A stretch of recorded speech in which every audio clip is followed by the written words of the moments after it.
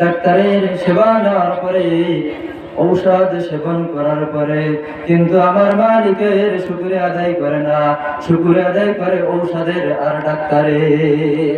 কথা বলেন ঠিক কিনা? বলে অমুক ডাক্তারকে দেখাই আমার মাজার ব্যথা সেরে গিয়েছে, আমার বাতের ব্যথা সেরে গিয়েছে, আমার হার্টের সমস্যা সমাধান হয়ে গিয়েছে, ক্যান্সার ভালো হয়ে গিয়েছে। বলুন তো ক্যান্সার ভালো করার মালিক কে? কথা বলেন কে? আল্লাহ। এজন্য ভাইরা আমার, বন্ধুরা আমার, ঔষধ সেবন করে ডাক্তারের পরামর্শ নেওয়া এটা আপনার জন্য একটা সুন্নাত ইবাদত। কিন্তু যখনই সুস্থ হয়ে যাবেন একমাত্র শুকরিয়া আদায় করতে হবে যার, তিনি হলেন আল্লাহ। বলুন আলহামদুলিল্লাহ।